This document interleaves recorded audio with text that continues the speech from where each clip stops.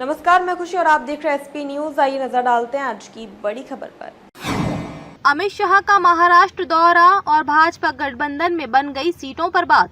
तैयार हुआ ये फॉर्मूला। महाराष्ट्र में विधानसभा चुनाव की तारीखों की घोषणा कभी भी हो सकती है। इस बार मुकाबला एमवीए और महायुति के बीच है। हालांकि दोनों ही गठबंधन में अब तक सीटों का फॉर्मूला तैयार नहीं हो पाया है। बीजेपी के नेतृत्व वाले गठबंधन महायुति में सीटों के बंटवारे के लिए बैठकों का दौर चल रहा है।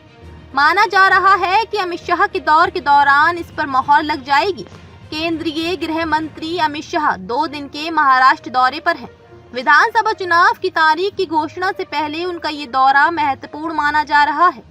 दौरे पर अमित शाह विधानसभा चुनाव की तैयारियों की समीक्षा कर रहे हैं। वे बैठक पर बैठक कर रहे हैं। उनकी अध्यक्षता में मंगलवार को संभाजी नगर में एक अहम बैठक हुई, जिसमें बीजेपी के बड़े नेता मौजूद थे। सूत्रों ने जानकारी दी है कि इस बैठक में सीट आवंटन पर भी चर्चा हुई। इस बैठक में मुख्यमंत्री एकनाथ शिंदे, उप मुख्यमंत्री देवेंद्र फडणवीस और एनएसपी अजीत पवार गुट के वरिष्ठ नेता प्रफुल्ल पटेल भी मौजूद रहे। बैठक में सीट बंटवारे को लेकर 1 घंटे से ज्यादा चर्चा चली।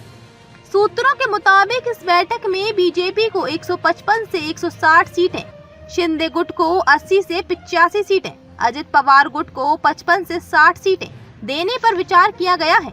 बीजेपी नेता राव साहेब दानवे ने कहा, सीट आवंटन को लेकर हमारे बीच कोई विवाद नहीं है। काउंसलिंग के जरिए बातचीत चल रही है। जब अंतिम सीट आवंटन हो जाएगा तो हम घोषणा करेंगे कि कौन सी सीट चुनेगा।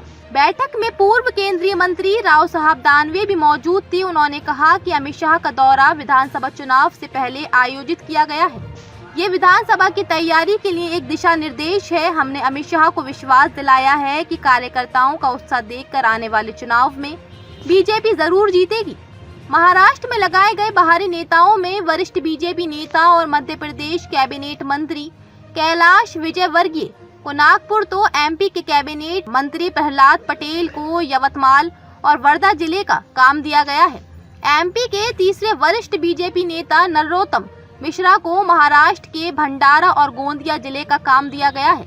बीजेपी के पूर्व राष्ट्रीय महासचिव अनिल जैन को सूबे के अहमदनगर का काम पार्टी ने सौंपा है, तो वह कर्नाटक के वरिष्ठ बीजेपी नेता और पूर्व राष्ट्रीय महासचिव सिटी रवि को पुणे और पश्चिमी महाराष्ट्र का काम सौंपा गया है।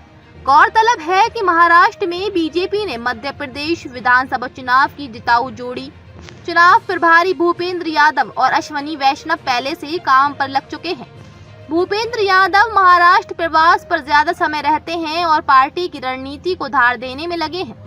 बीजेपी इस बार हर विधानसभा क्षेत्र के हिसाब से, जातीय और सामाजिक समीकरण के हिसाब से अलग अलग रणनीति बना रही है। बीजेपी ने रणनीति बनाया है कि एनडीए की सहयोगी पार्टी शिवसेना, शिंदे और अजित पवार की एनसीपी के उम्मीदवारों को भी बीजेपी के उम्मीदवारों के साथ ही जातीय और सामाजिक समीकरण के बैठाकर टिकट बांटा जाएगा।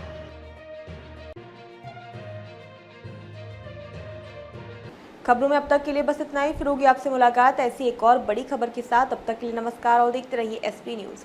ऐसे ही लेटेस्ट अपडेट्स के लिए हमारे चैनल को सब्सक्राइब करें और तुरंत नोटिफिकेशन पाने के लिए बेल आइकन प्रेस करना ना भूलें। यदि आप हमें फेसबुक के माध्यम से देख रहे हैं तो हमारे पेज को फॉलो जरूर करें। धन्यवाद।